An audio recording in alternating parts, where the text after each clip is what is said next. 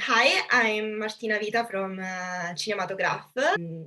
I would ask to Liv, which is your relationship with great history?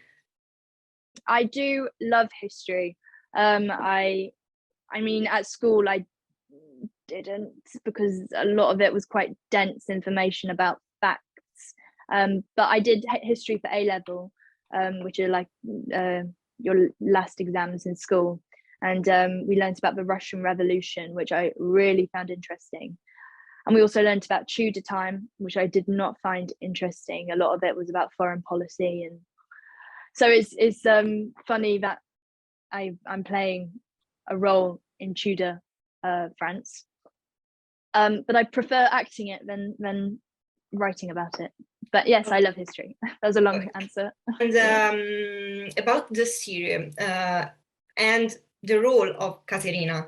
Caterina is one of the unconventional heroines of the past, but she was also described as a bad woman, even if the recent historiograph revealed her position and her figure as a great queen. I think you've read and studied a lot about Caterina. So what do you think about her, and you become friends in some way? Yes, I mean, so I actually didn't know who she was before shooting, which is not great. Okay. But obviously I read the book after, and I did my research on her, and obviously there's a lot of information in the script that I could read. And she was notoriously known as, you know, an evil queen. She inspired the evil witch in Snow White and the Seven Dwarfs with the poison apple, which is really interesting. But actually, you know, like most real people, she's not like that at all. I mean, she has elements of ruthlessness and brutality, but it's coming from a place of desperation and a need to survive. And I think she's, as most people, completely conflicting. She can be very empathetic and emotionally intelligent, and also quite petty sometimes. And I play her as a young teenager, and sometimes she can be quite teenagery, bit of attitude, a bit like, but other times very powerful and very assured. And that was, I mean, I would love to have been friends with her. And I feel she was a gift of a person to play. According to you, how functional is the first-person narrative that crosses the fourth wall and addresses the viewer, the spectator, in a period drama like The Serpent Queen? Yes, I mean, I loved it. I remember reading it and finding it so unique for a period drama. I mean, it's getting more popular now, but it was the way Justin wrote it was so witty. It was so easy to come off my tongue. I hardly had to do anything.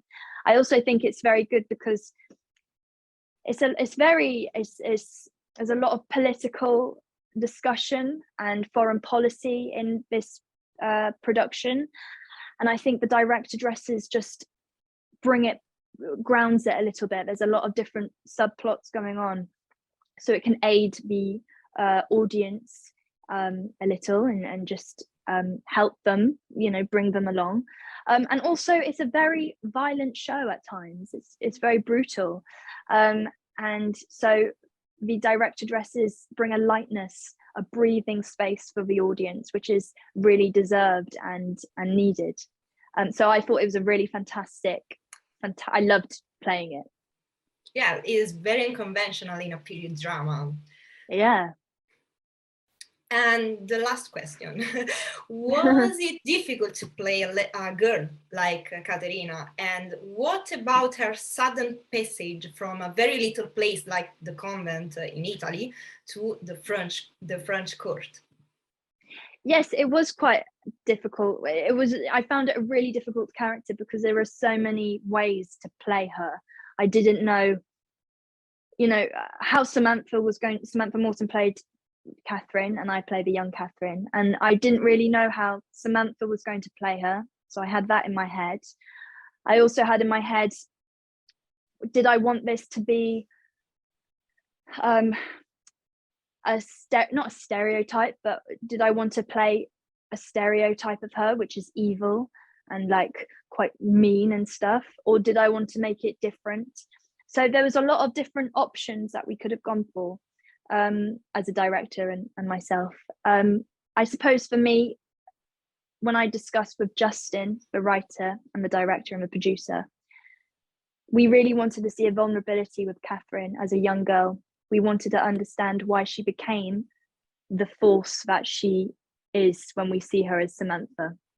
And so portraying her vulnerability, the fact that she was a child and a teenager and therefore not completely emotionally developed yet, you know, her brain wasn't even fully formed, was really important. And so, you know, when you see her, this relationship with Prince Henry, it's the time when actually it's, even though she's been through so much hardship, it's almost the most painful thing.